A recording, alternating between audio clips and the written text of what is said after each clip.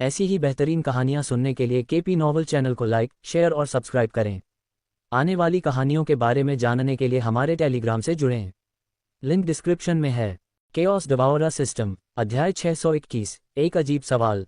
ये सांसें किसी और की नहीं बल्कि सीटों पर बैठे आंतरिक और बाहरी संप्रदाय के सदस्यों की भीड़ की थीं, और यहाँ तक कि कुछ बुजुर्ग भी चौंक कर खड़े हो गए क्योंकि वे उसे सदमे में देख रहे थे। भीड़ की अजीब प्रतिक्रिया से किन्वेनियन की आंखों में एक अजीब सी रोशनी चमक उठी और वह अचानक उसके नीचे मुड़ा। उसकी आंखें चौंक कर चमक उठीं जब उसने कटाना के सिर को देखा, जो उसकी छाती के दाहिने हिस्से में पूरी तरह से धंसा हुआ था। उसका सिरा उसकी पीठ से बाहर निकल रहा था, जो उसके अपने लाल खून से रंगा हुआ था, जो धीरे धीरे जमीन पर टपक रहा था।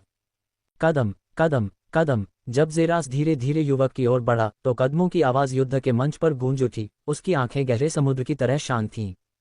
इतनी जल्दी मार की प्रतिद्वंद्वी को पता भी न चले कि वे मौत से मिले हैं। ज़ेरास की ओर से मजाक भरी आवाज़ गूंजी। बूम! अचानक खून और पसलियों का एक विस्फोट युद्ध के मंच पर फैल गया, क्योंकि एक चमकदार तारे की रोशनी ज़ेरास की तलवार को घेर लेती है और किन्वेनियन की छाती में विस्फोट करती है, जिससे वह बेकाबू होकर खून खांसते हुए लड़खड़ा जाता है। अगर यह एक सच्ची जिंदगी और मौत की लड़ाई होती तो ये तुम्हारा भाग्य हो सकता था। ज़ेरास ने जोर से सोचा और धीरे से अपनी तलवार जमीन से उठाई, उस पर लगे सड़े हुए खून को साफ करने के लिए उसे किनारे की ओर घुमाया और फिर धीरे से उसे अपनी मुट्ठी में भर लिया। फिर उसने किन्वेनियन को देखा, जिसके शरीर का पूरा आधा हिस्सा फट गया था, साथ ही उसके कंधे का कुछ हिस्सा भी फट गया था। उसका दाहिना हाथ विस्फोट से फट गया था। वह वहीं पड़ा था और दर्द में अपने दांतों को कसकर भींच रहा था। यहाँ तक कि एक बेवकूफ़ जो तलवार चलाने की सही मुद्रा नहीं जानता, वह भी सबसे तेज तलवारबाज होने का दावा कर सकता है। क्या उसके बाद दूसरे बेवकूफ़ को निमंत्रण की ज़रूरत है?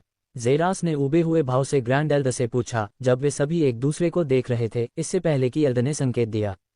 आपका अगला प्रतिद्वंद्वी और आंतरिक संप्रदाय का सदस्य main QE, grand Elder Celestine का शिष्य, उद्घोषक ने पुकारा, जबकि ज़ेरास ने घोषणा पर एक भान उठाए। अपना सिर ऊपर घुमाते हुए उसने देखा कि बर्फीले सीढ़ियों की एक उड़ान उसके ठीक 10 मीटर दूर फैली हुई थी, जैसे कि एक महिला उस पर चल रही थी, धीरे धीरे एक महारानी की तरह नीचे उतर रही थी। एक लंबे बहते हुए एस्ट्रल ब्लू गाउन में सजी, उसके लंबे नीले बाल उसके पीछे फैले हुए थे। उसकी उदासीन आंखें ज़ेरास को देख रही थीं क्योंकि वह अंततः युद्ध के मंच पर उतरने से पहले अपना समय ले रही थी। एक ग्रैंड एल्डर का निजी शिष्य, वह मेन क्यूई है, जो इन सेक्ट की 9वीं सबसे मजबूत शिष्य सदस्य है। मैंने सुना है कि उसे ग्रैंड एल्डर सेलेस्टाइन ने तब से पढ़ाया था जब वह एक छोटी लड़की थी और उसने पहले कभी कोई लड़ाई नहीं हारी थी। मैं कहूँगा कि वह बेवकूफ़ जल्द ही बर्बाद हो जाएगा। तैयार हो जाओ, एल्डर ने घोषणा की, लेकिन अजीब तरह से ज़ेरास ने कोई कदम नहीं उठाया और इसके बजाय ग्रैंड एल्डर सेलेस्टाइन को देखने के लिए मुड़ गया, जिसके होठों पर एक दुष्ट मुस्कान थी। तुम एक ऐसी महिला के साथ गिरोगे जिससे तुम इतना घृणा करते हो।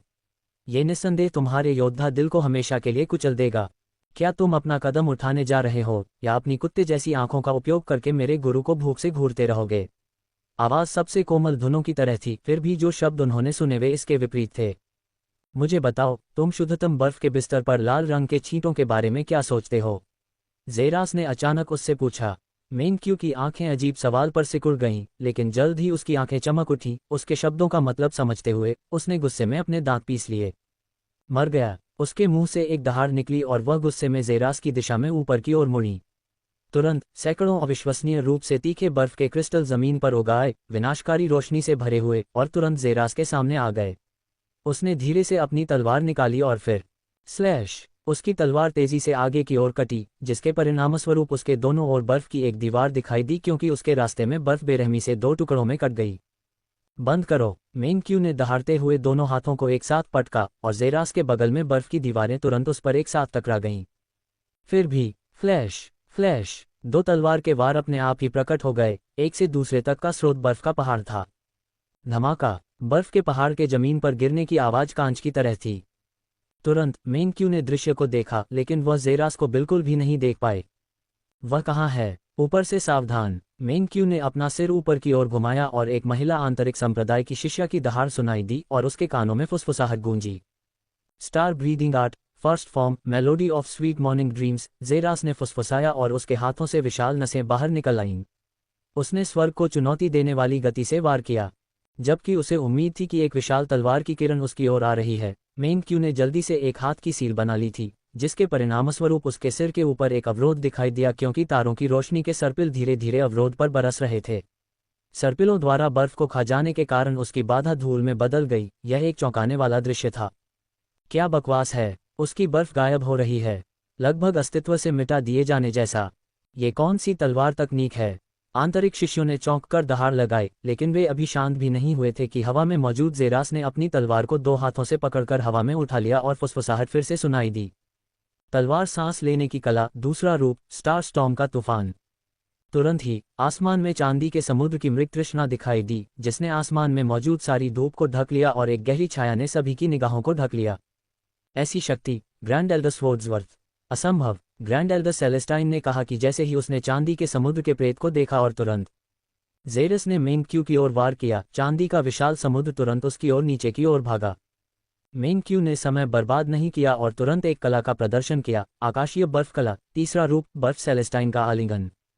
अध्याय 622, शांत फिर भी घातक। स्थिर हो जाना। पूरी दुनिया मानो रुक गई हो, क्योंकि मेंग-क्यूई के पीछे के क्षेत्र में एक गहरी जमी हुई आभा छा गई थी। अगले ही पल उसके पीछे एक महिला बर्फ देवता का एक विशाल प्रेत बन गया। तुरंत देवता ने धीरे धीरे अपने दोनों हाथों को हिलाया, अपनी उंगलियों को एक दूसरे में लपेटा और उन्हें मेंग-क्यूई के सामने रख दिया, जैसे एक माँ अपने बच्चे की रक्षा करने की कोशिश कर रही हो।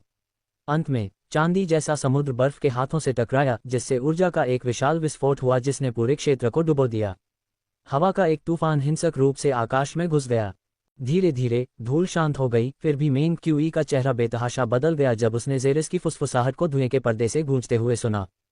स्टार ब्रीदिंग आर्ट, चौथा रूप, सितारों का प्रतिफल। धुएं के पर्दे के माध्यम से अपनी तलवार को उसकी ओर बढ़ाते हुए ज़ेरस ने एक कदम आगे बढ़ाया। उसके नीचे की जमीन एक विशालकाय टाइटन की तरह कांप उठी और फिर छुरा छुरा छुरा, उसने अपने सामने हवा में कुल 3 बार छुरे मारे और उसके बाद जो हुआ, पुच्ची, शरीर में किसी नुकीली चीज के घुसने की आवाज गूंजी। जब मेंग-क्यूई वहीं जड़वत खड़ी रही, पूरे अखाड़े में सन्नाटा छा गया। इससे पहले फट, उसके माथे, गर्दन और छाती के बीच के हिस्से से लाल रक्त की एक बड़ी मात्रा फूट पड़ी और मेंग-क्यूई पीछे की ओर गिर पड़ी और अपने ही खून के पोखर में गिर गई। मेंग-क्यूई, एक महिला शिष्य चिल्लाई जैसे ही वह अखाड़े की सीटों से नीचे कूदी और तेजी से उसकी ओर दौड़ी। उसके सिर में छेद देखकर उसका मस्तिष्क दिखाई दे रहा था और उसकी छाती में दिल था जो खून को बाहर निकाल रहा था। उसने अपने हाथों से अपने मुंह को ढक लिया, फिर भी उसके हाथ तेजी से आगे बढ़े क्योंकि उसने मेंग-क्यू को अपनी बाहों में लिया और फिर प्रकाश की एक किरण में बदल गई। ठीक है, ज़ेरास ने उन्हें रोकने के लिए कोई कदम नहीं उठाया क्योंकि उसने धीरे धीरे तलवार को अपने कटाना म्यान में डाला। जबकि ऐसा लग रहा था कि उसने मेंग-क्यू को हराने के लिए बहुत ताकत भी नहीं लगाई थी, ज़ेरास जानता था कि वह बहुत मजबूत थी। लगभग उतनी ही मजबूत जितनी वह थी, लेकिन वह कमजोर दिल की थी। वह उसकी नसों में बह रही बर्फ की शक्ति को देख सकता था और अच्छी तरह से जानता था कि अगर वे पूरी ताकत से फट जाएं तो वे कितने विनाशकारी हो सकते हैं, लेकिन उसका प्रतिद्वंद्वी लंबे समय से युद्ध से अलग हो चुका था। उसके पास एक बड़ी और शक्तिशाली आंतरिक शक्ति थी, लेकिन उसके हाथों में यह एक शिशु को सबसे तेज ब्लेड देने के बराबर हो सकती थी। ऐसी शक्ति बेकार थी, चाहे कितनी भी शक्तिशाली क्यों न हो, और यही कारण था कि उसने हमेशा अपने युद्ध कौशल को जितना हो सके उतना बेहतर बनाने पर ध्यान केंद्रित किया था। इसके अलावा वह उसे अजीबोगरीब तकनीकों की एक श्रृंखला के साथ बमबारी करके चौंका देने में सक्षम था, और फिर उसने अपने पास मौजूद सबसे शक्तिशाली तलवार के वार का इस्तेमाल किया। तलवार की सांस लेने की तकनीक का चौथा रूप, एक लंबी दूरी की कला जिसमें धूल से उसकी दृष्टि अवरुद्ध होने के बाद दूर से प्रतिद्वंद्वी को नुकसान पहुंचाने के लिए तलवार के इरादे का उपयोग करने की आवश्यकता होती है। योजना का क्रम उस महिला योद्धा को नष्ट करने के लिए पर्याप्त था जिसने अपने जन्म के बाद से कभी भी वास्तविक जीवन मृत्यु की लड़ाई नहीं लड़ी थी। धीरे धीरे ग्रैंड एल्डर सेलेस्टाइन को देखने के लिए मुड़ते हुए वह अजीब तरह से देख सकता था कि भले ही उसने अभी अभी उसके शिष्य को गंभीर रूप से घायल किया था, लेकिन उसके चेहरे पर एक भी बदलाव नहीं आया था। उसके चेहरे से उसका पिछला उपहासपूर्ण व्यंग्य मिट चुका था और वह उसे देखते हुए बस एक उदासीन भाव में थी। ज़ेरास का भावशून्य चेहरा टूट गया था, उसके होठों पर एक मुस्कान फैल गई थी, एक ऐसी बड़ी और शैतानी मुस्कान की ग्रैंड एल्डर के चेहरे का भाव पूरी तरह बदल गया। अगर तुम अपने शिष्य की चोट के कारण होश में आ गए होते तो मैं तुम्हें नीची नज़र से देखता और तुम मेरी उन लोगों की सूची में भी नहीं होते जिन्हें मैं देखना चाहता हूँ। लेकिन तुम्हारे चेहरे के भाव में एक भी बदलाव नहीं आया, हालांकि मैं देख सकता हूँ कि तुम्हारा गुस्सा तुम्हारे सीने से बाहर निकलने को बेताब है। अच्छा, वाकई अच्छा, लेकिन यह आसान नहीं होगा, अगर असंभव नहीं। ग्रैंड एल्डर सेलेस्टाइन की आंखों में चमक आ गई तो ज़ेरास ने अपनी सांसों में सोचा। वह समझ गया है कि मैंने आखिरकार उसे सिर्फ एक नज़र से मार डालने की योजना बना ली है। ज़ेरास सामान्य नहीं है और शायद मैंने उसे कम आंका है। मैं इस मैदान पर पिछले शिष्यों का खून देख रहा हूँ। मैं उनके दर्द की दहाड़, उनकी चीखें और बदला लेने की उनकी इच्छा को महसूस कर सकता हूँ। उद्धरण चिन्ह। ज़ेरास ने अचानक आवाज़ लगाई और ज़मीन पर झुक गया, और उसके हाथ एक बार फिर खून से सने हुए थे। अब जो भी शिष्य मुझसे लड़ेगा, उसे इन शिष्यों की ज़रूरतों के लिए बलिदान के रूप में भुगतान किया जाएगा। मैं बिल्कुल भी दया नहीं दिखाऊंगा और एक ही चीज़ का लक्ष्य रखूंगा, उनका सारा खून बहाकर इस युद्ध के मंच पर रंगना। ज़ेरास ने सोचा, और तुरंत एक आकृति धीरे धीरे आंतरिक संप्रदाय सीख क्षेत्र से उठी। तुम्हारा अभिमान मेरी आत्मा को परेशान करता है। उसकी आवाज़ शांत लेकिन घातक पूरे क्षेत्र में गूंज उठी, क्योंकि वह धीरे धीरे ज़ेरास की ओर बढ़ रहा था, एक बार में एक कदम दूसरों की तरह सीधे नीचे कूदने के बजाय। उसके लंबे काले बाल थे, जिनमें से कुछ उसके चेहरे पर छिड़क रहे थे जबकि कुछ उसके पीछे बंधे हुए थे। उसके बालों की छाया के नीचे एक गहरा लाल रंग का बिंदु था, जो उस जगह से आ रहा था जहां उसकी आंखें होनी चाहिए। तुम इतनी ऊंची आवाज में बात करते हो जैसे कि तुम कोई शुद्ध नायक हो जिसने पहले कभी कोई पाप नहीं किया है, और तुम उन लोगों की प्रशंसा करते हो जो अपनी ताकत को योद्धा के रूप में ज्यादा आंकते हैं। प्रश्नवाचक चिन्ह। कितना बेवकूफ और घिनौना, आकृति ने घोषणा की, जैसे ही वह धीरे धीरे नीचे की ओर चला और ज़ेरास के सामने खड़ा हो गया। मैं तुम्हारे खून की हर आखिरी बूंद को पी जाऊंगा और इसका इस्तेमाल तथाकथित योद्धाओं को याद दिलाने के लिए करूंगा कि सच्चे योद्धा वे ही हैं जो हजारों आंखों के सामने दयनीय रूप से मरने के बजाय अनुकूलन करना और सांस लेना जानते हैं। क्या ऐसा है? क्या ऐसा है? एक शिष्य ने कहने की कोशिश की, इससे पहले कि वह अचानक अपनी सीट पर गिर पड़े और फिर बेहोश हो गए। असुर हयाकेमारू। अध्याय 623। शैतान को असुर कहा जाता है। न तो कोई मानव और न ही ताकामहाग्रा से संबंधित कोई मानव जैसा प्राणी, वह एक निषिद्ध शैतान था जिसे छाया दमन घाटी में 10,000 परिवर्तन संप्रदाय के बुजुर्गों के अलावा किसी और ने नहीं पाया था। शिशु को छाया दमन घाटी के सैकड़ों शैतानों ने इकट्ठा होते देखा, जिन्होंने उसे धीरे धीरे खा लिया, और यही बात बुजुर्गों की जिज्ञासा को जगाती थी। शैतानों द्वारा शैतानों को खाना ऐसा कुछ नहीं था जो कभी नहीं होता, और इस अपवाद ने उनकी जिज्ञासा को इतना बढ़ा दिया कि उन्होंने खाए जा रहे शैतान की मदद करने का फैसला किया। लेकिन इसके बजाय उन्हें एक मानव जैसा शिशु मिला जिसकी आंखें, कान, होंठ, हाथ या पैर नहीं थे। वे सभी क्रूर शैतानों द्वारा खाए गए थे, और अजीब बात यह है कि शिशु चमत्कारिक रूप से घेरे से बचने में सक्षम था। ये घटना सभी महान बुजुर्गों को चौंका देने के लिए पर्याप्त थी। फिर भी शैतान तो शैतान ही होता है और उसे मार दिया जाना चाहिए, जब तक कि संप्रदाय के एक प्राचीन राक्षस का हस्तक्षेप न हो, जो हजारों सालों से ज्यादा की नींद से जबरन उठ खड़ा हुआ, सिर्फ ये घोषित करने के लिए कि बच्चा अब आधिकारिक तौर पर 10,000 परिवर्तन संप्रदाय का हिस्सा है। उसका नाम भी प्राचीन राक्षस ने रखा था, और वह नाम कोई और नहीं बल्कि असुर था। असुर हयाकेमारू। असुर हयाकेमारू, वह यहाँ क्या कर रहा है? क्या वह एक सदी से छाया दमन घाटी से बाहर नहीं निकला है? एक शिष्य ने चौंक कर पूछा, और कुछ महान बुजुर्गों की भौहें खतरनाक रूप से सिकुड़ गईं। बेशक वे सभी असुर की पृष्ठभूमि के रहस्य और इस तथ्य को अच्छी तरह से जानते थे कि वह अलग था, लेकिन न तो बड़ों ने और न ही दूसरे छात्रों ने उस पर ज्यादा ध्यान दिया था, क्योंकि असुर को भी इंसानों की संगति पसंद नहीं थी। जब से वह हथियार पकड़ सकता था और उल्का रैंक चरण में पहुंच गया था, तब से असुर ने आंतरिक संप्रदाय के मैदान छोड़ दिए थे। उसका नया घर छाया उत्पीड़न घाटी था। वह शायद ही कभी बाहर आता था, और उसे देखने का एकमात्र तरीका आंतरिक संप्रदाय के सदस्यों के लिए छाया उत्पीड़न घाटी जाना था, जहां वह सिर्फ एक ही काम करता हुआ पाया जाता था, अंतहीन रूप से शैतानों का वध करना। वह एक पागल आदमी था जो युवावस्था से ही अपने पूरे जीवन में सिर्फ एक ही काम करता हुआ बड़ा हुआ था, और वह था हत्या करना। कोई भी असुर के पास जाने की हिम्मत नहीं करता था, न केवल डर के कारण बल्कि हर समय उसके शरीर पर रहने वाली मृत्यु की घृणित आभा के कारण भी। उसका कोई दोस्त नहीं था, कोई साथी नहीं था, और कोई शौक नहीं था। कभी भी उसे मुस्कुराते या हंसते या मुस्कुराते या नफरत करते हुए नहीं पकड़ा गया था। वह बस एक तरह की विसंगति की तरह मौजूद था जो सिर्फ एक ही चीज के लिए पैदा हुआ था, मारना। फिर भी वह यहाँ था, एक बाहरी संप्रदाय के शिष्य के आंतरिक संप्रदाय के सदस्य बनने की घटना में दिलचस्पी रखता था। असुर के ध्यान के लायक कुछ भी नहीं था, यहाँ तक कि 10,000 परिवर्तन संप्रदाय की प्रमुख घटनाओं में भी असुर कभी शामिल नहीं हुआ, और किसी भी बुजुर्ग ने कभी भी उसे इसके लिए दोषी नहीं ठहराया, भले ही अन्य शिष्यों को उपस्थित न होने के लिए दंडित किया जा सकता था। अब बुजुर्गों की योजना विफल हो गई थी। जिस व्यक्ति से वे ज़ेरास से आखिरी बार लड़ना चाहते थे, वह असुर नहीं था। फिर भी वे युवक को जाने के लिए कहने से बेहतर जानते थे, इसलिए वे सभी केवल चुप रह सकते थे और जिज्ञासा से देख सकते थे। अगर वह मर जाता है तो हम बस इसे इस बात पर दोष दे सकते हैं कि असुर किस प्रकार का व्यक्ति है, और संप्रदाय दोषी नहीं होगा। आज हमने जो शर्मिंदगी झेली है, उसे मिटाने के लिए असुर एक आदर्श प्रतिद्वंद्वी है। बड़ों ने खुद से सोचा जब वे उत्सुकता से देख रहे थे। अखाड़े के मंच पर सन्नाटा था, जबकि ज़ेरास और असुर एक दूसरे को घूर रहे थे। दोनों के चेहरे पर उदासीन भाव थे। अपनी तलवार निकालो। असुर ने सबसे पहले चुप्पी तोड़ी, क्योंकि ज़ेरास चुपचाप युवक को देख रहा था।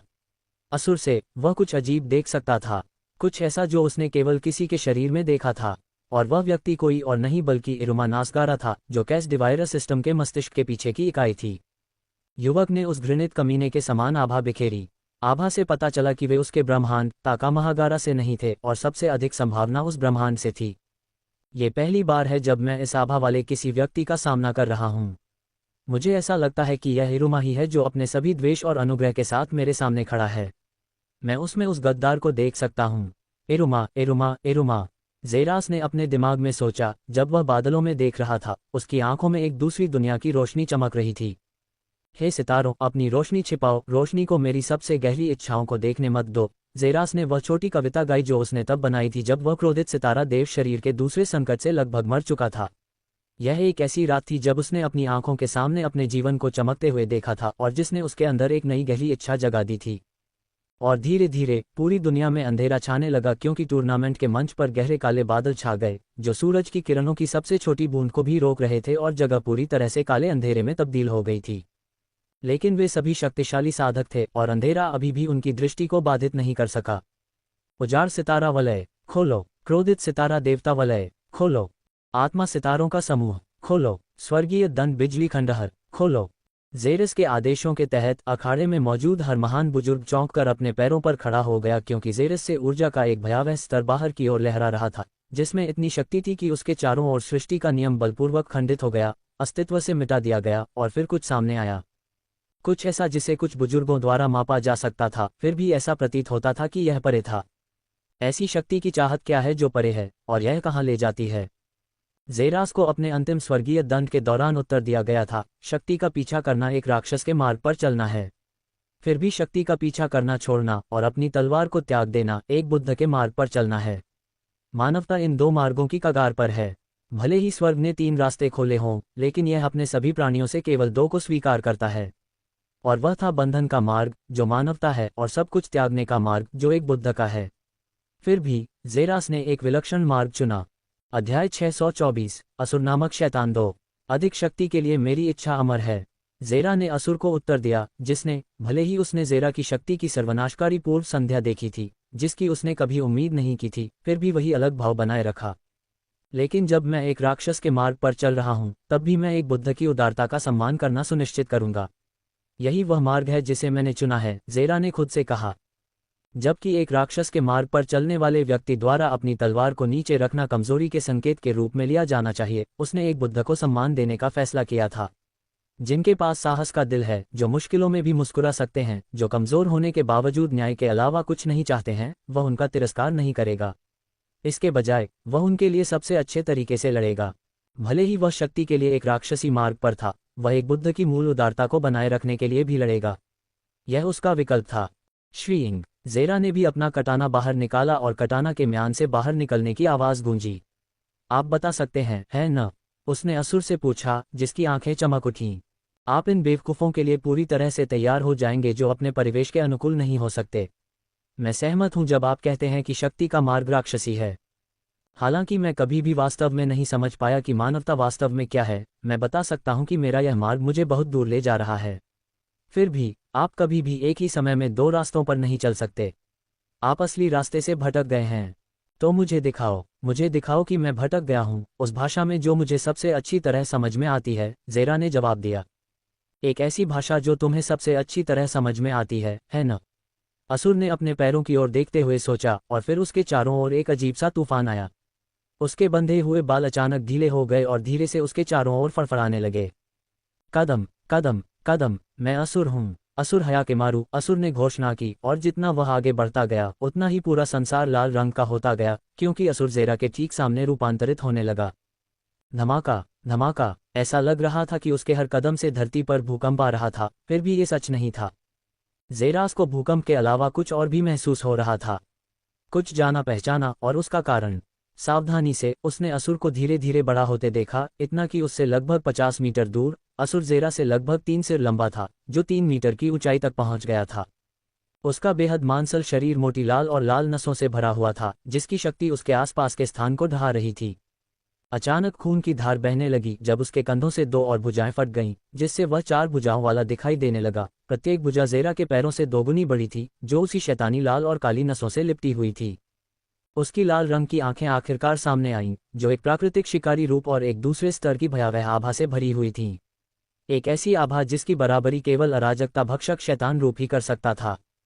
फिसलना। अंतरिक्ष के खाली शून्य से 4 विशाल कुल्हाड़ियां, जिनका वजन एक पहाड़ के बराबर था, फिसलकर उसके हाथों में आ गईं। कुल्हाड़ियों में अभी भी पिछले दुश्मनों का खून था और ऐसी दुष्ट आभा से भरी हुई थी कि वे अपने आप में पूरे शैतान की तरह लग रही थीं। असुर ज़ेरा के सामने खड़ा हो गया, सिर्फ 20 मीटर की दूरी पर, एक ऐसी दूरी जो उन्हें 1 इंच की दूरी पर खड़े होने के बराबर लगती थी। मैं तुम्हारा खून पी लूंगा और इसे अखाड़े के युद्ध के मैदान में रंग दूंगा, असुर ने घोषणा की। उसका अलगाव और निर्दयी स्वर पहले की तरह ही ऊंचा था। अगले 30 सेकंड तक दोनों सेनानियों के बीच सन्नाटा छाया रहा। अखाड़े में मौजूद सभी लोगों के दिलों में जोश भर गया, क्योंकि उन्होंने एक शुद्ध शैतान के परिवर्तन को देखा। कौन सोच सकता था कि यह असुर का असली रूप है। मैं अपनी सारी शक्ति लगा रहा हूं अपने घुटनों पर गिरने की इच्छा के खिलाफ लड़ने के लिए। कैसे ऐसे शैतान को संप्रदाय द्वारा अपनाया जा सकता है। क्या होगा अगर एक दिन उसने अपनी ही जाति में शामिल होने का फैसला किया और दुश्मनों के रूप में हमारा सामना किया। आंतरिक संप्रदाय के सदस्यों ने खुद से कहा। असुर के रूप को देखते हुए ग्रैंड एल्डर्स के दिमाग में भी विचार चल रहे थे।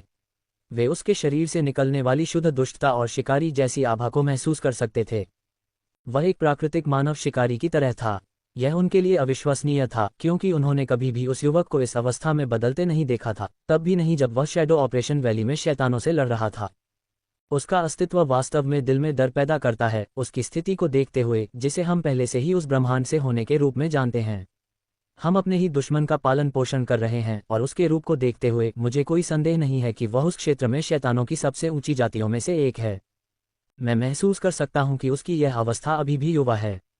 अगर एक दिन वह वास्तव में अपने उच्चतम स्तर पर पहुंच जाता है, तो यह मानवता के लिए एक विनाशकारी घटना होगी। फिर भी संप्रदाय के प्राचीन राक्षसों की आज्ञाओं का उल्लंघन नहीं किया जा सकता है, यहाँ तक कि हम भी नहीं। यदि वे उसे जीवित रखना चाहते हैं और संप्रदाय द्वारा सावधानीपूर्वक पोषित करना चाहते हैं, तो हम केवल आज्ञा का पालन कर सकते हैं, ग्रैंड एल्डर स्वॉर्ड्सवर्थ ने कहा। उनकी आवाज़ शांत और अविचल थी। जबकि वे वास्तव में संप्रदाय के ग्रैंड एल्डर हो सकते हैं और इसके भीतर कुछ भी करने में सक्षम प्रतीत होते हैं, वे अच्छी तरह से जानते थे कि अभी भी उनके ऊपर कुछ लोग हैं। संप्रदाय के प्राचीन राक्षस वे हैं जो पिछले युग में संप्रदाय के विकास को देखने के लिए वहां थे और अब सभी सो रहे थे। फिर भी उनकी नींद उनके लिए अपनी सीमाओं से परे कदम रखने के लिए पर्याप्त नहीं है, और बुजुर्गों के पास उन सोए हुए लोगों के लिए पूर्ण सम्मान के अलावा कुछ नहीं था। जब वे सभी पूरे क्षेत्र में साधना के शिखर पर थे, तब भी वे अच्छी तरह से जानते थे कि उन प्राचीन राक्षसों के सामने उनकी तथाकथित शिखर शक्ति का कोई मतलब नहीं था। इसलिए उन्होंने अपने दिलों में सावधानी बरती और वे वापस बैठे और अब तक की सबसे क्रूर लड़ाइयों में से एक को देखने के लिए तैयार हो गए। अध्याय 625। एक पीछे हत्या का चरा। धमाका। उनके कदमों से एक भयानक विस्फोट हुआ, जिससे उनके पैरों के नीचे एक अथाह गड्ढा रह गया, जबकि ज़ेरा और असुर की आकृतियां आगे बढ़ रही थीं। बिना किसी चेतावनी के दोनों आकृतियां अचानक एक दूसरे की ओर आगे बढ़ीं। धमाका। कुल्हाड़ी और तलवार की जोरदार टक्कर हुई, जिससे उनके सामने का स्थान बिखर गया। विनाशकारी ऊर्जा की एक विशाल मात्रा एक गोलाकार गति में फैल गई, जो अखाड़े में बैठे सभी लोगों की ओर तेजी से फैल रही थी। 10,000 परिवर्तनों के शिष्य ऊर्जा की विनाशकारी लहर से चौंक कर चिल्ला उठे, यह अच्छी तरह से जानते हुए कि यह उन्हें तुरंत चीर देगी, और उनमें से सबसे मजबूत भी इससे गंभीर रूप से घायल हो जाएगा। लेकिन उनकी चिंता व्यर्थ हो गई, क्योंकि ग्रैंड एल्डर स्वॉर्ड्सवर्थ ने अपने हाथों से एक सील का प्रदर्शन किया, जिससे अखाड़े का फर्श चमक उठा और फिर हवा में एक गोलाकार पारदर्शी अवरोध दिखाई दिया, जिसने ऊर्जा की विनाशकारी लहर को सफलतापूर्वक रोक दिया। यह एक चमकदार रोशनी से जगमगा उठा, जिसमें ज़ेरा और असुर की आकृतियां समाहित थीं। मैं इसकी शक्ति से हार रहा हूं। ज़ेरा के दिमाग में यह विचार कौन था। कटाना की मूठ पकड़े हुए उसके दोनों हाथ बहुत पहले ही लाखों मृत तृष्णाओं में बदल चुके थे, क्योंकि वह भयानक गति से वार कर रहा था, जिससे उसका हाथ अपनी पूरी सीमा तक पहुंच गया। फिर भी वह अच्छी तरह जानता था, वह आक्रामक नहीं था। ऐसा लग रहा था कि चारों युद्ध कुल्हाड़ियां किसी प्राचीन युद्ध शैतान के हाथ में थीं। प्रत्येक हमला पृथ्वी के पूरे क्षेत्रों को छिन्न भिन्न करने और दुनिया को नारकीय परिदृश्य में बदलने के लिए पर्याप्त था। वे अजेय शक्ति और ऐसे समन्वय के साथ बाहर की ओर फटे कि ज़ेरा केवल 4 युद्ध कुल्हाड़ियों के साथ बने रहने के लिए शुद्ध युद्ध वृत्ति पर भरोसा कर सकता था। असुर की अलग थलग आंखों में बिल्कुल भी बदलाव नहीं था, जिससे पता चलता था कि इतनी तेज गति से वार करना उसके लिए एक दिन के काम के बराबर था। तुम में कमी है। असुर अचानक दहाड़ा और फिर धमाका। असुर के मुंह से निकली शॉकवेव से ज़ेरा तेजी से पीछे की ओर गिर गया। हवा में उछलने से पहले उसकी पीठ अखाड़े के फर्श पर जा लगी। फिर भी वीरान स्टार रिंग एक बार घूमी और ज़ेरा ने अपनी तलवार को अपने सिर के ऊपर खाली जगह के ठीक ऊपर से चीर दिया। उसके ऊपर की जगह अचानक फट गई, जिससे दुष्ट शैतान प्रकट हुआ, जिसकी कुल्हाड़ी एक और भयानक शक्ति के साथ बाहर की ओर निकली, अपने प्रतिद्वंद्वी पर टूट पड़ी, जो अखाड़े की जमीन पर गिर गया। उसका शरीर जमीन में धंस गया। तुरंत बूम, असुर के पैर जमीन पर गिरे, जिससे उसमें एक स्पंदनशील शॉकवेव फैल गई। पूरा अखाड़ा फर्श ऊपर की ओर उछल गया और उसने अपनी कुल्हाड़ी तैयार की। वह अपने प्रतिद्वंद्वी को जमीन से ऊपर भेजने के बाद उसे 2 टुकड़ों में काटने के अलावा और कुछ नहीं चाहता था। लेकिन जब वह खड़ा था तो उसके होठों से एक उपहास निकला, एक विशाल कट का निशान जो पूरे अखाड़े के फर्श को चीरता हुआ एक अंतहीन खाई को प्रकट करता है। उसके गायब होने के ठीक 1 सेकंड बाद ठीक उसी जगह पर दिखाई दिया जहां वह खड़ा था। उसने इसे चकमा दिया। ज़ेरा के दिमाग में अविश्वसनीय विचार कौंध गया। वह चुपके से हमला करके असुर को 2 टुकड़ों में कम करने का लक्ष्य बना रहा था, फिर भी उसके हमले को आसानी से चकमा दे दिया गया था, जैसे कि कुछ भी नहीं था।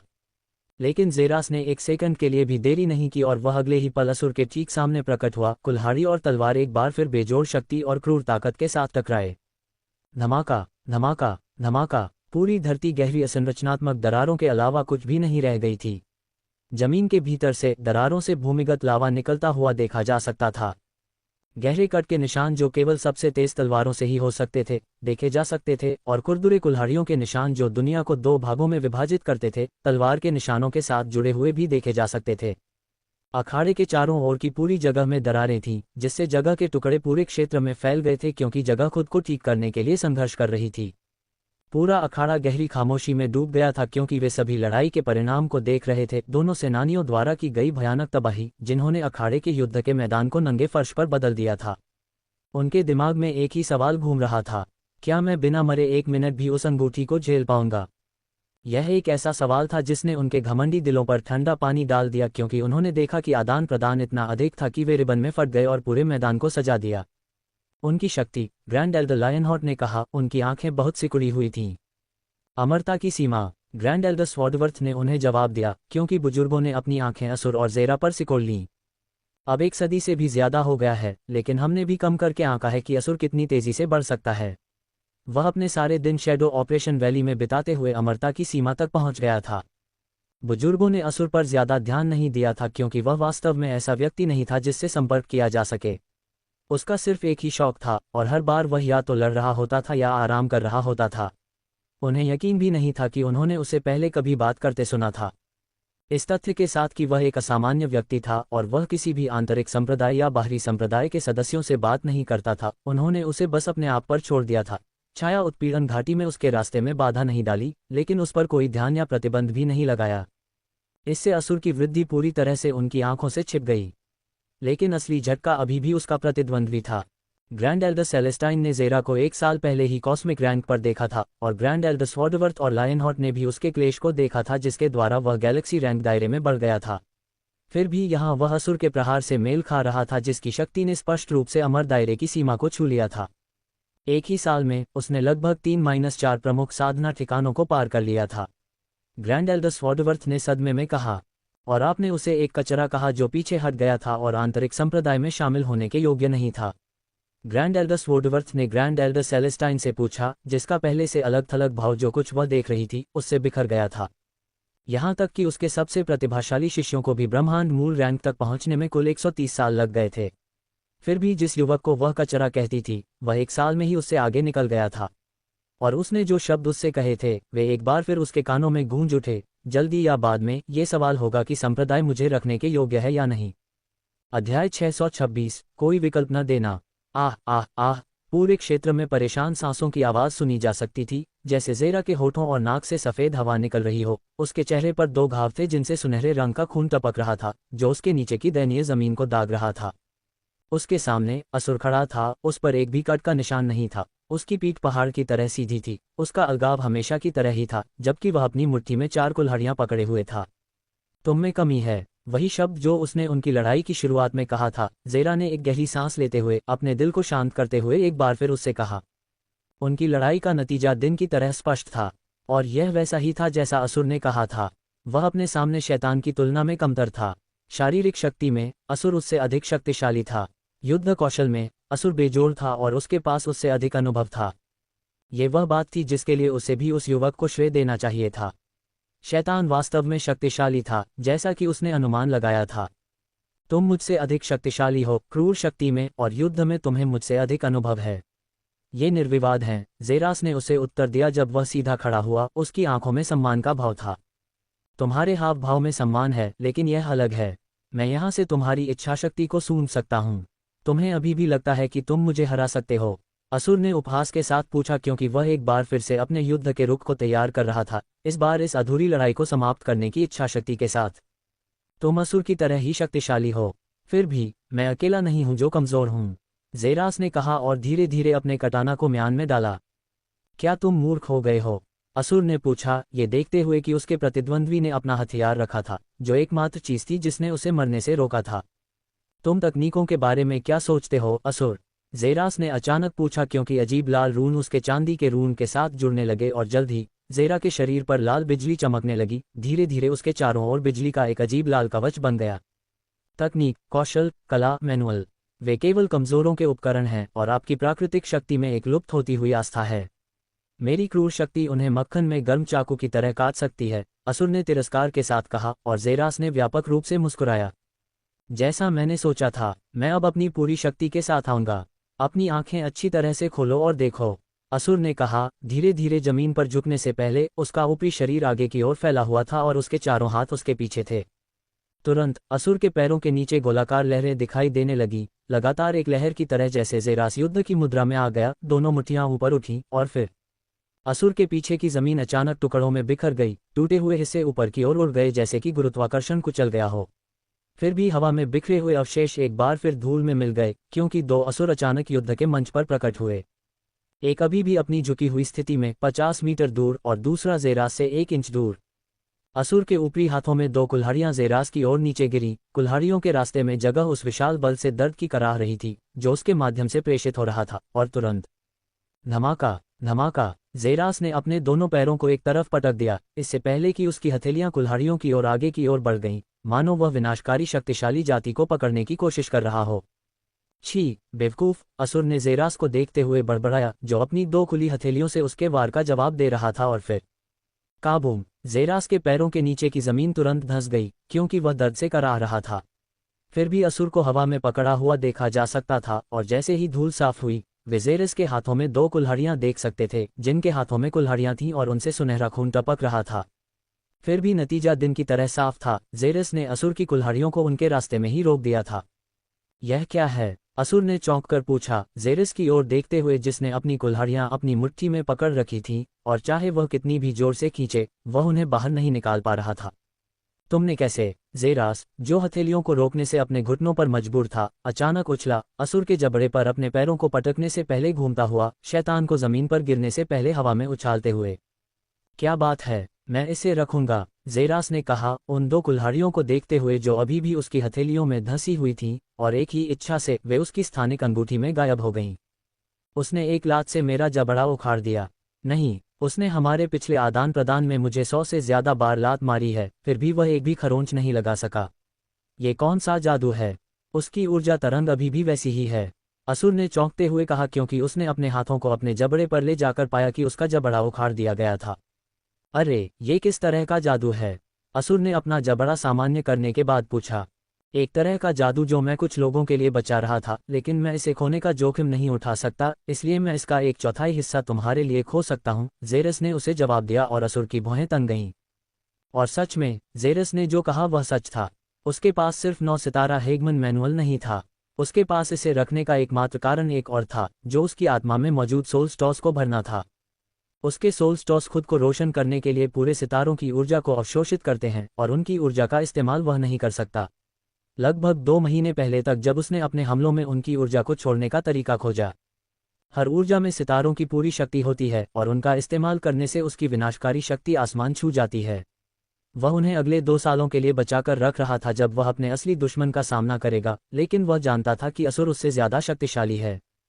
वह इस लड़ाई को बिल्कुल भी नहीं हार सकता था, अन्यथा उसका विकास रुक जाता, क्योंकि वह एक आंतरिक संप्रदाय नहीं बन सकता था। इसलिए ज़ेरास ने अपने द्वारा संग्रहित ऊर्जा का कुछ हिस्सा उपयोग करने का निर्णय लिया।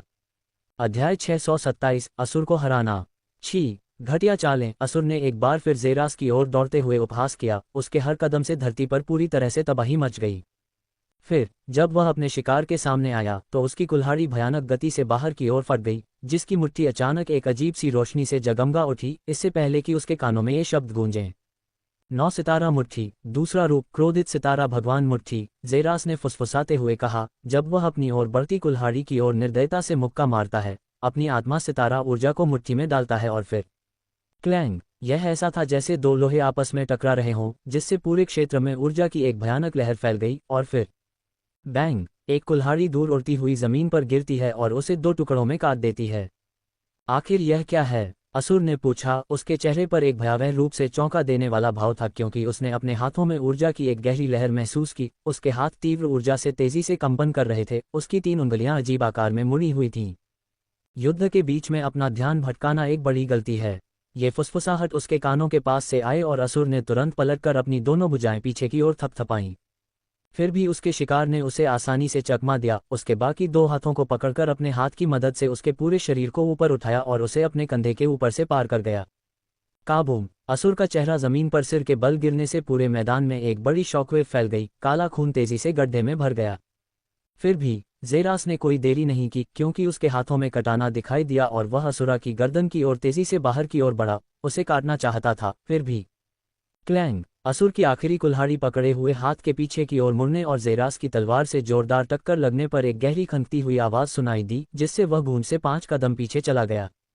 धमाका! जमीन जहां असुरा को मारा गया था वह तुरंत ढह गई, क्योंकि वह ज़ेरास से दूर भाग गया। फिर भी वह बहुत दूर नहीं गया था जब ऊर्जा का एक चांदी जैसा समुद्र अचानक उसकी ओर टूट पड़ा। इसकी शक्ति ज़ेरास द्वारा पहले इस्तेमाल की गई शक्ति से एक दूसरे स्तर पर थी। स्टार ब्रीदिंग आर्ट, दूसरा रूप सिल्वर स्टारलाइट का तूफान। गर्जना! असुर के कुल्हाड़ी पकड़े हाथ से बेतहाशा बाहर की ओर चीरने पर पूरे क्षेत्र में गुस्से की शैतानी गर्जना गूंज उठी। उसके सामने का स्थान मानो एक उपद्रव मात्र था, क्योंकि वह चीर दिया गया था और कुल्हाड़ी अंततः सिल्वर एनर्जी फैंटम से टकराई, जिससे वह 2 टुकड़ों में अलग हो गया। स्टार ब्रीदिंग तकनीक, तीसरा रूप स्टारलाइट, छिड़कने वाला स्तंभ। तुरंत ऊर्जा का एक स्तंभ क्षेत्र की हवा में उछला और फट गया, जिससे पूरी दुनिया में ऊर्जा के छींटे फैल गए। असुर ने तुरंत अपनी दोनों भुजाएं उठाईं, उन्हें बाहर की ओर पटक दिया, जिससे उसके ऊपर का स्थान तरंगित हो गया और उसकी ओर आने वाली स्टारलाइट तुरंत दूर हो गई। वह भी यह बात पूरी भी नहीं कर पाया था कि फिर से शब्द गूंज उठे। स्टार ब्रीदिंग तकनीक, चौथा रूप अंतरिक्ष और समय के माध्यम से स्टार तलवार। ज़ेरास ने अपनी तलवार को 3 बार छेदते हुए कहा, तुम्हारी पिछली चालें मुझ पर काम नहीं करेंगी। असुर ने अपनी कुल्हाड़ी सामने रखते हुए दहाड़ लगाए। मरना, मरना, मरना! लोहे के टकराने की आवाज़ गूंजी। इसकी शक्ति ने असुर को पीछे की ओर धकेल दिया, जिससे धरती में एक विशाल खाई बन गई। फिर भी उसने खुद को रोकने के लिए मजबूर किया, शुद्ध क्रूर शक्ति के साथ गति को रद्द कर दिया। कौशल और कलाएं सभी बेकार हैं। असुर ने तिरस्कार में उपहास किया, क्योंकि उसने अपनी नज़र उस दूरी पर घुमाई जहां से बहुत सारे हमले हुए थे। फिर भी उसने अपने सामने क्षेत्र की वीरानी के अलावा कुछ भी नहीं देखा, क्योंकि उसकी आंखें चमक उठीं। वह कहाँ है? छाती के दाहिने हिस्से से सीधे कुल्हाड़ी निकलने की आवाज़ आई, जिससे असुर की आंखें चौंक गईं और उसने अपनी छाती की ओर देखा, जहां परिचित कुल्हाड़ी खोदती हुई दिखाई दे रही थी। वे बेकार नहीं हैं, वे अच्छे मनोरंजन हैं और तुम इसके लिए पूरी तरह से तैयार हो गए। लेकिन ये यही नहीं रुका, क्योंकि उसके पेट के बाहर से एक और कुल्हाड़ी खोदी गई। असुर ने पाया कि कोई बल उसे जमीन से उठा रहा है और फिर धमाका! जमीन धंस गई, उसका चेहरा जमीन में धंस गया। गड्ढे से बहुत सारा खून तेजी से फैलने लगा, जब तक कि उसने पूरे युद्ध मंच को पूरी तरह से ढक नहीं लिया। जगह और जगह के नियम कुचल दिए गए और उनके चारों ओर हर जगह काले छेद बन गए। मैंने उनके अयोग्य खून को जमीन पर छिड़क दिया है और उनकी अंधी आंखें खोल दी हैं। मुझे उम्मीद है कि तुम सब तृप्त हो गए हो। ज़ेरास ने जमीन पर बिखरे खून को देखते हुए सोचा। आंतरिक संप्रदाय के सदस्यों का खून, जिन्होंने उसे चुनौती देने की हिम्मत की, और उन लोगों पर थूका जिन्होंने अपने टूटे हुए भाग्य का सामना करने का साहस किया। श्रीइंग! और फिर कटाना के म्यान में रखे जाने की आवाज़ गूंजी। जब ज़ेरास ने अपना ध्यान बुजुर्गों की ओर लगाया, उनका आश्चर्य दिन की तरह स्पष्ट था। विभिन्न संप्रदाय के सदस्यों के लिए भी वही जो उसे मूक रूप से देख रहे थे। तो अब आप सभी को क्या कहना है? मैंने अपनी बात साबित कर दी है न? ज़ेरास ने उनसे कहा, जब बुजुर्गों ने अपने होंठ काटे और आंतरिक संप्रदाय के सदस्य केवल क्रोध में अपने दांत पीस सकते थे। बेशक वे मैच शुरू होने से पहले सेट किए गए छोटे खेल के बारे में जानते थे और ऐसा लगता है कि अब उनके पास एक विजेता है। संप्रदाय का चेहरा जमीन पर पहुंच दिया गया था और वे अपनी सभी चतुर योजनाओं के बावजूद देखने के अलावा कुछ नहीं कर सकते थे। एक कूड़े के पीछे हटने वाले ने इसे उनके चेहरे पर वापस फेंक दिया था। उसकी उदासीन अभिव्यक्ति हमेशा की तरह ही थी। और अचानक एक ग्रैंड एल्डर खड़ा हुआ और उसने जेरास को देखने के लिए मुड़कर देखा। अब से जेरास सेलेस्ट्रिया, एक बाहरी संप्रदाय का सदस्य, अब डेफियर के एरेना इवेंट को पास करके 10,000 परिवर्तन संप्रदाय का एक आंतरिक संप्रदाय सदस्य बन गया है, विशेष रूप से ऐसा करने वाला पहला व्यक्ति। इसके लिए उसे संप्रदाय द्वारा बहुत पुरस्कृत किया जाएगा, क्योंकि उसे संप्रदाय में शामिल होने पर किसी भी आंतरिक संप्रदाय के सदस्य को मिलने वाले पुरस्कारों से 2 गुना पुरस्कार मिलेगा। और अध्याय 628 अंततः संप्रदाय की मान्यता प्राप्त करना। इस तरह से संप्रदाय में प्रवेश करने वाले पहले व्यक्ति होने के इनाम के लिए आपको एक विशेष इनाम दिया जाएगा। संप्रदाय द्वारा आपकी एक इच्छा पूरी की जाएगी, ग्रैंड एल्डर स्वोर्डवर्थ ने कहा, जिससे अन्य लोग आश्चर्यचकित हो गए। अजीब बात है, मैं दूसरी लड़ाई की तैयारी कर रहा था, जेरास ने बड़ों की ओर देखते हुए सोचा। उसे कोई संदेह नहीं था कि वे उसके लिए चीजों को और भी मुश्किल बना देते, और वह अब एक अमर विशेषज्ञ से लड़ने के लिए खुद को तैयार कर रहा था। किसने सोचा होगा कि वे अपने अभिमान पर लगाम लगाएंगे और उसे वह करने देंगे जो वह मूल रूप से चाहता था। ये संदिग्ध था। अगर मुझे सही से याद है तो एक आंतरिक संप्रदाय के सदस्य को बाहरी संप्रदाय के शिष्य को अपने निजी प्रशिक्षु के रूप में लेने की अनुमति है ना? जेरास ने ग्रैंड एल्डर स्वोर्डवर्थ से पूछा। हाँ, जहां तक बाहरी संप्रदाय का शिष्य तैयार है, ग्रैंड एल्डर स्वोर्डवर्थ ने उत्तर दिया। जेरास ने सिर हिलाया, फिर उस क्षेत्र की ओर मुड़ा जहां बाहरी संप्रदाय बैठा हुआ था। उसकी नज़र एक ऐसे व्यक्ति पर पड़ी जिसकी वर्दी ठंडे पसीने से भीगी हुई थी। फिर कंजी मेरा पहला निजी प्रशिक्षु बनेगा, जेरास ने पूरे संप्रदाय के सामने घोषणा की, फिर धीरे धीरे मुड़कर युद्ध के मंच से चला गया। जेरास, जेरास, जेरास, जेरास, जेरास। बाहरी संप्रदाय के सदस्यों की गगनभेदी दहाड़ पूरे अखाड़े में गूंज उठी और वे सभी खड़े हो गए, वीरता के साथ उसका नाम जपते हुए। सालों हो गए हैं, सालों से उन्होंने अपने जैसे अन्य लोगों को उन घमंडी आंतरिक संप्रदाय के सदस्यों के गुलामों के अलावा कुछ नहीं बनते देखा है, और फिर भी उनके पास एकमात्र उम्मीद ये थी कि वे उन लोगों को अखाड़े के मंच पर अपना खून बहाते हुए देखें जिन्हें वे जानते थे। उनकी साधना करने की इच्छा बहुत पहले ही बुझ चुकी थी, जैसे तूफान में मोमबत्ती बुझ जाती है, और उनके पास बस यही विकल्प था कि वे अपने कर्तव्यों का पालन करते रहें, उन्हें अच्छे से करें। इसलिए एक दिन उन्हें एक आंतरिक संप्रदाय के सदस्य की नज़रों में आने का मौका मिला। उन्हें साधना करने में कोई मतलब नहीं मिला था, क्योंकि उनके भाग्य से बचने की कोई उम्मीद नहीं थी। फिर भी उन्होंने उसे देखा। उन्होंने देखा कि उसने संप्रदाय के सभी बुजुर्गों को चौंका दिया, अपने गुस्से को घमंडी आंतरिक संप्रदाय के सदस्यों पर निकाल दिया, और हर प्रतिद्वंद्वी को सबसे दिल को छू लेने वाले तरीके से हराकर उनके चेहरे पर जोरदार तमाचा मारा। उसने उनके अंदर की बुझी हुई लपटों को फिर से जला दिया था, और अब वे उम्मीद देख सकते थे। क्यों? अचानक फुसफुसाहट आई जब जेरास अखाड़े के फर्श से पूरी तरह बाहर निकलने वाला था। वह चुपचाप वहीं जड़वत खड़ा रहा। तुम अपनी तलवार का इस्तेमाल क्यों नहीं करते? फुसफुसाहट एक बार फिर आए, और यह किसी और की नहीं बल्कि असुर की थी, जो उसके पीछे खून के एक तालाब में पड़ा था। जेरास ने अपना सिर दूसरी तरफ घुमाया। मेरी तलवारें सिर्फ मेरे दुश्मनों को खत्म करने के लिए इस्तेमाल की जाती हैं। तुम मानदंड पूरे नहीं करते, जेरास ने अपने रास्ते पर आगे बढ़ने से पहले जवाब दिया। वह जल्द ही ऊपर की ओर तैर गया, कंजी को अपने पीछे फेंक दिया, फिर एक चमकीली रोशनी बन गया जो दूर तक गायब हो गई। बहुत समय हो गया है, बहुत समय हो गया है जब से मुझे कोई इतना जाना पहचाना व्यक्ति मिला है। तुमने कर दिखाया, बॉस। खुशी की दहाड़ किसी और की नहीं बल्कि कंजी की थी, जिसकी चर्बी ऊपर नीचे हिल रही थी और वह ऐसे उछल रहा था जैसे किसी लड़के को आखिरकार उसका असली खिलौना मिल गया हो। ये निराशाजनक है कि तुम सोचते हो कि मैं वास्तव में खुद को मरवाने के लिए वहां जा रहा था। मेरे जनरल को मुझ पर अटूट विश्वास होना चाहिए, भले ही कहा जाए कि मैं नरक के सबसे गहरे हिस्से में उतर गया हूं। तुम बेवकूफ, जेरास ने कहा, और उसने मोटे आदमी के सिर के पीछे थपथपाया। आह, केंजी ने कहा, जैसे ही वह तेज दर्द के कारण जेरास से दूर कूद गया। लेकिन बॉस, ये वाकई खुशी की बात है, और साथ ही मैं आपको इतनी बड़ी भीड़ के सामने मुझे निजी प्रशिक्षु घोषित करने के लिए धन्यवाद कहना चाहता हूं। यह मेरे लिए अब तक का सबसे बड़ा सम्मान है। इसके बारे में भूल जाओ केंजी, तुम मेरे भविष्य के जनरल हो।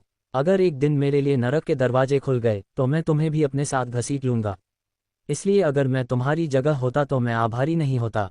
तुम भी मेरे साथ शापित हो। दम दम, जेरास ने उसे एक शैतानी मुस्कुराहट के साथ याद दिलाया, जिससे केंजी की रीढ़ की हड्डी में झुनझुनी हुई और उसकी सारी चर्बी थोड़ी सिकुड़ गई। यह एक मजाक है। वैसे भी आप मुझे आंतरिक संप्रदाय में शामिल होने के लिए सब कुछ तैयार करने में मदद कर सकते हैं, ठीक वैसे ही जैसे आपने मुझे इस जगह पर बसने में मदद की, खासकर सिल्वर और गोल्ड कार्ड के साथ। अब जब मैं आंतरिक संप्रदाय का सदस्य बन गया हूं, मुझे पता है कि मुझे उन्हें प्राप्त करना चाहिए। आप उन नुक्कड़ और दरारों को अच्छी तरह समझते हैं, है ना? जेरस ने आत्मविश्वास से पूछा, जबकि कंजी ने अपनी छाती फुला ली। मुझे कल सुबह तक का समय दें, बॉस।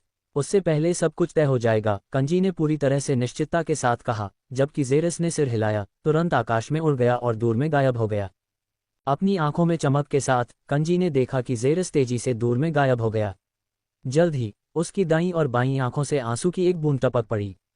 धन्यवाद बॉस, धन्यवाद बॉस, धन्यवाद बॉस। जेरास के मुंह से बहुत सारा खून बहकर बहता हुआ। अध्याय 629, बेचारा फ्लफी। म्याओ, फ्लफी ने उसे पुकारा। जब जेरास नदी में कूदा, उसने अपने शरीर पर लगे खून और गंदगी के अवशेषों को धोया जो उसने दिन भर की घटनाओं के दौरान झेले थे। उसके बाद उसने नए कपड़े पहने और फ्लफी को अपनी बाहों में उठा लिया। यह अच्छा रहेगा फ्लफी, मुझे इस जगह से थोड़ी बेहतर जगह मिल गई है। हम हमेशा साथ मिलकर रास्ता निकाल लेंगे, जैसा कि हमने हमेशा किया है, जेरास ने कहा, जब बिल्ली उसके चेहरे पर खेल खेल में चिपक गई। वह कैसे नहीं जान सकता था कि इस जगह पर अकेले रहना कितना अकेलापन भरा था। अगर फ्लफी उसके साथ शैडो ऑपरेशन वैली में चली जाती तो वह ज्यादा कुछ नहीं कर पाती, क्योंकि वह या तो अपनी कला का अभ्यास कर रही होती या शैतानों से लड़ रही होती। और अगर वह यहाँ रहती तो वह सिर्फ मछलियों के साथ खेल पाती और घास में उछल कूद कर पाती। बिल्ली एकाकी जीवन जी रही थी और वह शरारत करने के लिए इधर उधर जाने से बहुत डरती थी। कहीं ऐसा न हो कि वेगा ने पिछली बार जो किया था वह फिर से हो जाए। इसलिए वह यहाँ अकेली ही रह सकती थी। लेकिन एक दिन जेरास ने वादा किया कि वह दुनिया की सबसे आज़ाद बिल्ली होगी और उसे सिर्फ उससे ही नहीं बल्कि दूसरों से भी पूरा ध्यान मिलेगा।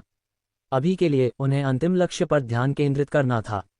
यह उन दोनों के लिए जीवन का एक कठिन चरण था। गिलोटिन उनके सिर पर लटक रहा था और वे बिल्कुल भी धीमा नहीं पड़ सकते थे। म्याओ, जेरास ने जब उसके जबड़े को अच्छी तरह से रगड़ा तो उसने उसे समझ में आने वाली एक अच्छी झलक दी, जिससे वह संतुष्ट होकर गुर्राने की आवाज़ निकाल रहा था। वह वापस पहाड़ के निवास में चला गया। अंदर की ओर देखते हुए, खासकर विशाल बिस्तर को देखते हुए, वह खुद को हंसने से नहीं रोक सका। पहाड़ का निवास बहुत आरामदायक था और बिस्तर हमेशा की तरह चिकना था। फिर भी उसने करीब 1 साल से उसे एक बार भी नहीं छुआ था। ऐसा लग रहा था जैसे बिस्तर की यादें उसके सिर से मिट गई हों। मुझे अपना बेवकूफ़ और आलसी स्व याद आता है, फ्लफी के बिस्तर पर कूदते ही जेरास ने टिप्पणी की। जेरास ने तुरंत पहाड़ पर चढ़ने से पहले उसे गद्दे से ढक दिया।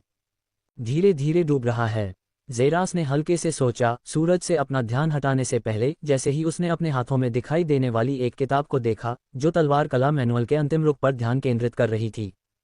5वीं तलवार कला, स्टार कॉन्ग्लोमरेशन का प्रलय, उसने फुसफुसाया। तलवार कला मैनुअल की 5वीं तकनीक सभी 4 तलवार कलाओं का एक सीधा संयोजन थी, जिसे एक ही स्ट्रोक में जोड़ा गया था। इसमें पहले 4 तलवार कलाओं की सभी विशेषताएं और शक्ति थी, जो इसे सामान्य से लगभग 5 गुना अधिक शक्तिशाली बनाती थी। फिर भी यह सभी कलाओं में सीखने के लिए सबसे कठिन तकनीक थी और वह इसे लगभग 2 महीने से सीख रहा था। फिर भी वह आखिरकार इसे सीख ही रहा था। लेकिन आज की उसकी लड़ाई, जिसमें उसके पास लगातार सभी बचे हुए स्तरों को लागू करने के अलावा कोई विकल्प नहीं था, ने उसे यह अंदाजा दे दिया था कि आखिरी तकनीक कैसी दिखेगी। अभ्यास शुरू करने का समय आ गया है, जेरास ने पहाड़ से उठते हुए कहा। धीरे से अपनी तलवार को बाहर निकाला, तकनीक में मौजूद विभिन्न मुद्राओं में आने से पहले, साथ ही अपने शरीर को भी नियंत्रित करने की कोशिश की, जैसा कि मैनुअल में बताया गया है, ताकि उसके भीतर की स्टारलाइट ऊर्जा इस तरह से घूम सके जिससे तकनीक का सही तरीके से अभ्यास किया जा सके। जल्दी से समय बीत गया और जल्द ही सुबह हो गई।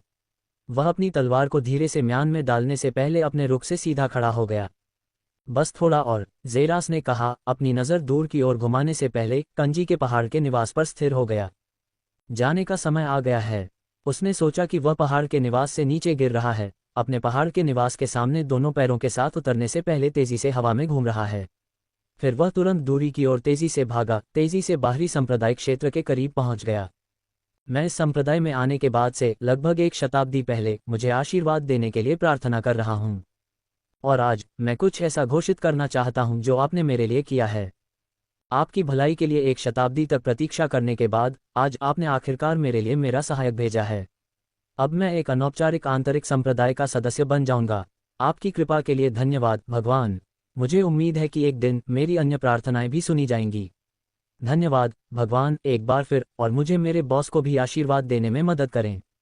कंजी ने सुबह के लिए अपनी नंबर 1 दिनचर्या कही, लेकिन आज उसकी प्रार्थना के वाक्यांश पिछले कुछ वर्षों में उसके द्वारा की गई किसी भी प्रार्थना से अलग थे।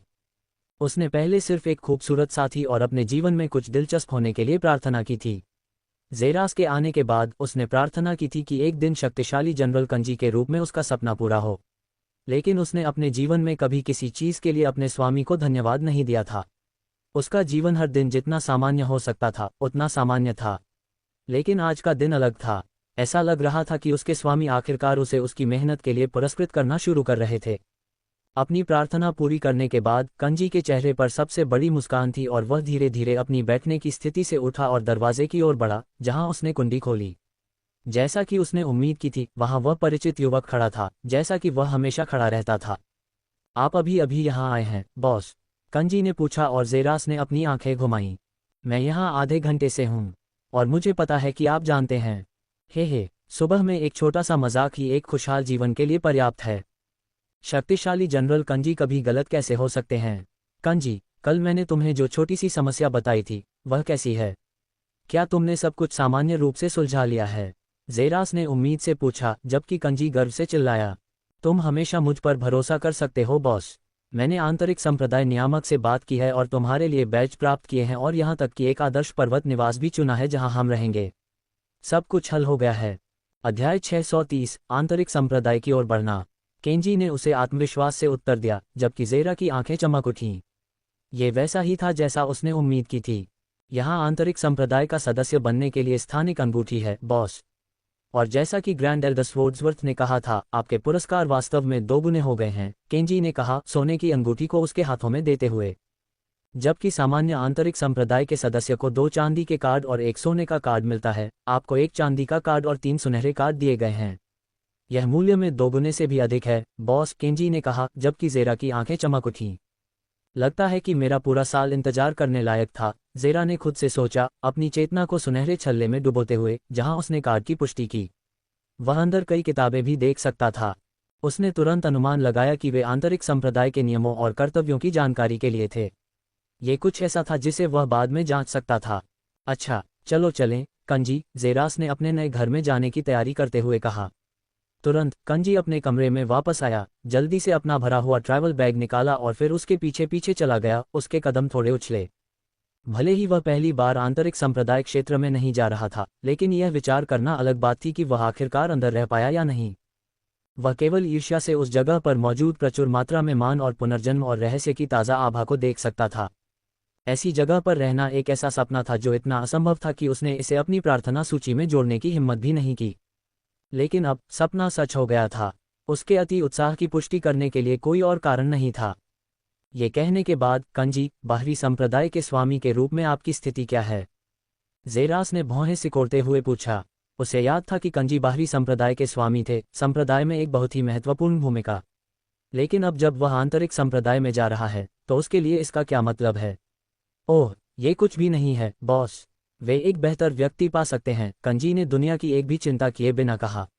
उसे क्यों करना चाहिए? वह हमेशा से एक बाहरी संप्रदाय का स्वामी रहा था, फिर भी उसके पास इसे साबित करने के लिए कुछ भी नहीं था।